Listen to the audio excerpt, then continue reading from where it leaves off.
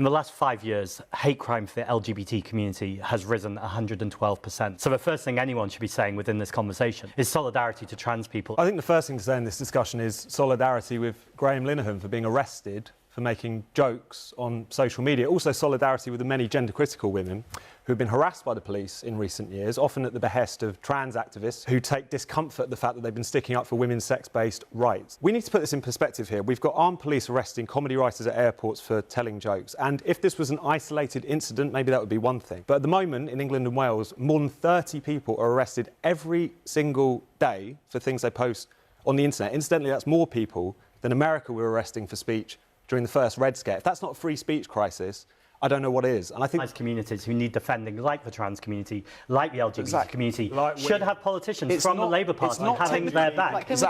Trans community, just like the vast majority of people in this country, want to be safe on the streets, and that means more bobbies on the streets, that means community policing. You condemn it seriously enough to condemn the violence. Less people policing tweets rather than the streets. Who are we more worried about? Multimillionaires and billionaires who aren't paying their taxes, or people running our NHS? As you well know, it's also not going to raise enough. And it's not going to solve the problems of the economy, because before we even get into questions of wealth taxes, redistribution, what have you, you need a growing economy. It needs to be a dynamic economy. It needs to be something which is delivering for people, in which energy is getting cheaper, in which we have industry. Again, none of this is possible if you're not only in favour of all of these insane net zero policies, which frankly have been making all of these things worse, but also because of the fact that you're ideologically opposed to the idea of economic growth. What you want to impoverish this country to maybe make up for less than 1% of global emissions. I think wildfires and floods in this country might impoverish this country. What you have is insults. We should ask who funds spiked, because I think when we look into who this is funds hilarious. spiked... Our readers, by the way, who give £5 a month, until so Prime thank Minister's you. question.